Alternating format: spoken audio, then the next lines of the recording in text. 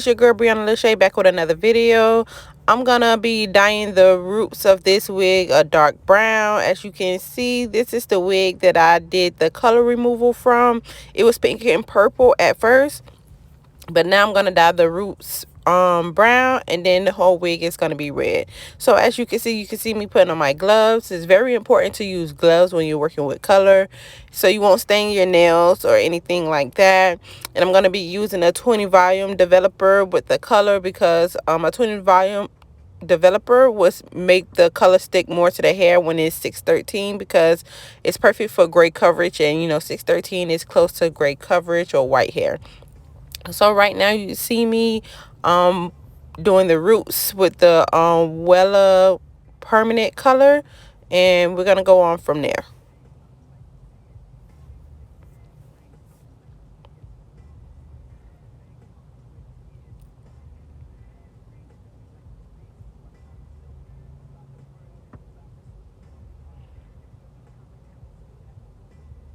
So the roots of this wig is going to be a very dark brown. 4 is close to the darkest brown on the color scale, or the color level, or the color system, whatever you want to call it. 4 is closer to the darkest color, with 10 being the lightest. Sometimes the lightest can go up to 11, 12, 13, or 14, but right here in this case, is the roots are going to be a very dark brown.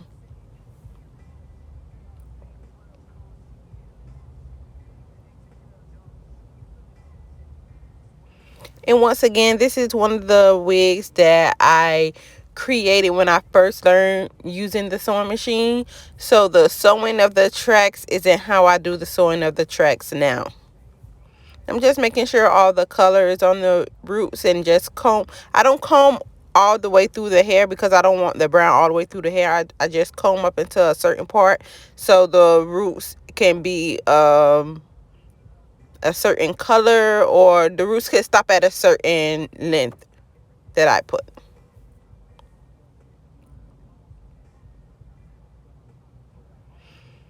Okay, now I'm going to watercolor the hair. I'm going to use crimson from Adore. As you can see, I use 2 bottles, and it's very, very important to use your gloves. You do not want to stain your nails, lady. You do not want to stain your nails.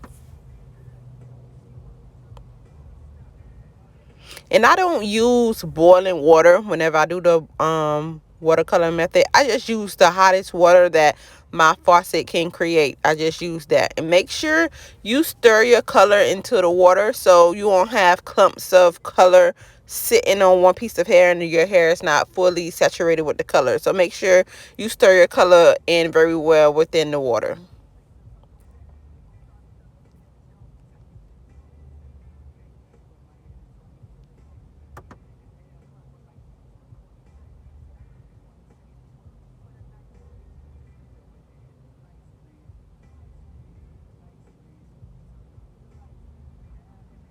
I'm just combing the hair, make sure that the color is fully saturated within the hair.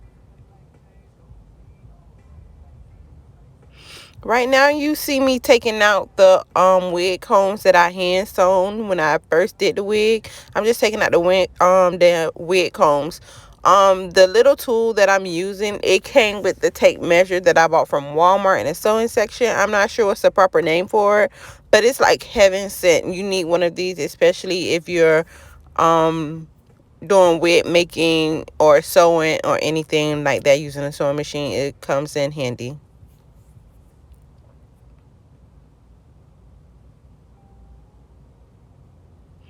And right here you see me taking off the wig band that I sewed to the cap as well. I'm going to go ahead and sew a new wig band, an adjustable wig band on the cap.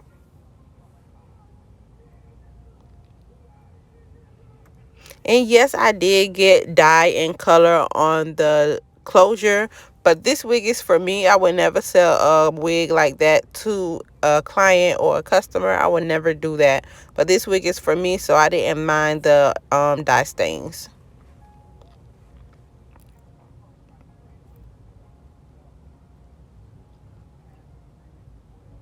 Okay, so at this point, I'm going to sew the adjustable wig band on the sewing machine.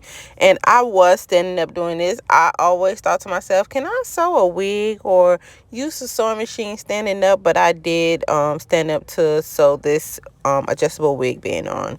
And this is not the finished product, but I sewed the wig band on. I want you guys to see how flat the tracks lay, and it's no lumps, no clumps. It's not bumpy. It just lays just right. And you guys can see the color of the wig very well. And I'm going to do another video of me styling the wig, and I will also upload that. But I thank you ladies for tuning in. Make sure you stop by our website at shopdearbeauty.com. The link will be posted in the description box as well. Don't forget to like, comment, subscribe. And thank you ladies for supporting me. I'll see you guys next time.